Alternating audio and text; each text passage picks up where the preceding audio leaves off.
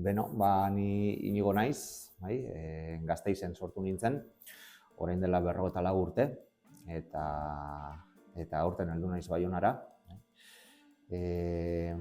AEKan ikasi nuen euskara eta AEKan irakasten dut, duela 20 urte, jada. Orain arte gasteiztarra naiz, baina Bilbon aritu izan naiz lanean, 20 urte hauetan, eta justu urrian heldu nintzen Baionara, aldaketatxo bat nahi nuelako eta alde hau ezagutu.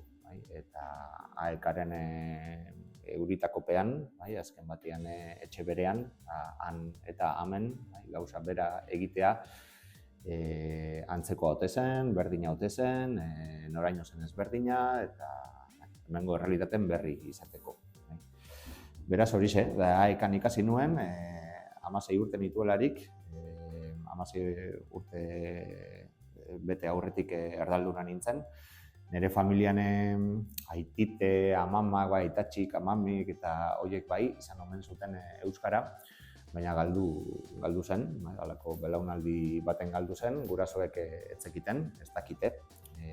Gure amak gerora ikasi zuen euskara, gaur egun amari dena euskaraz egiten diot nik, naiz eta berak erdaraz erantzuten didan, baina ulertzeko beste ikasi zuen gerora.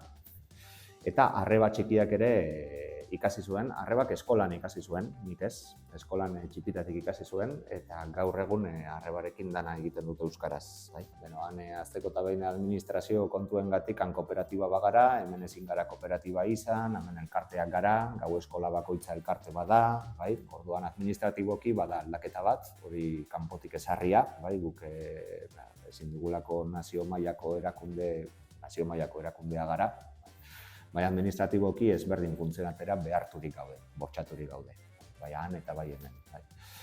Baina gero errealitatean, egunez egunekoan, badira aldeak, eta nire ustez jatorragoa da lana hemen.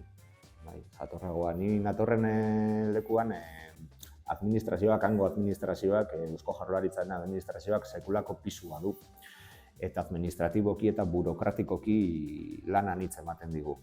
Lan anitz, beti dabiltza diru laguntza baten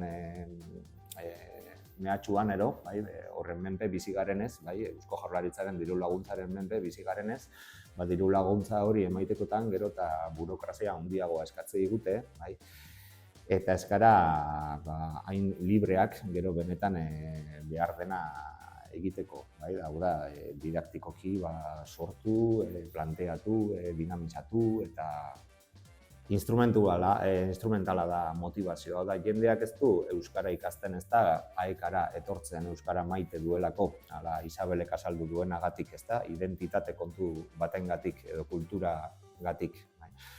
Anitzek eta gazteek erabakitzen dute euskara ikastea, etorkizunean lanpostu bat izaiteko. Baina gero beharturik sentitzen dira hor, eta kalera ateratzen direlarik ez dute pentsatu ere egiten euskaraz hitz egitea edo erabiltzea benetan. Hori txusiago bada, hemen ditudan ikasleek ikasten dute, eta hemen tituluak ez du zertarako balio. Beraz ikasten dute horrezengatik, nik ikasi nuen arrazoi berarengatik. Eta hori oso esker onekoa da. Nik uste dut gure artean euskarak falta duela, balore hori edo estatus, errango du prestigio hori, falta duela. Kontzienteago izan behar genuke guztiok, Europan behintzat hizkuntza berezirik bada, hori gurea dela. Eta hemengo hizkuntzarik bada, hori euskara dela. Gerora etorri ziren beste batzuk. Nik uste dut batetik horren garrantziaz konduratu beharko inetela guztiok, eta bestetik hemen poterea daukanak horren alde, euskararen alde egin behar duela itxu-itxuan. Zer gerta ere, botoak galdurik ere.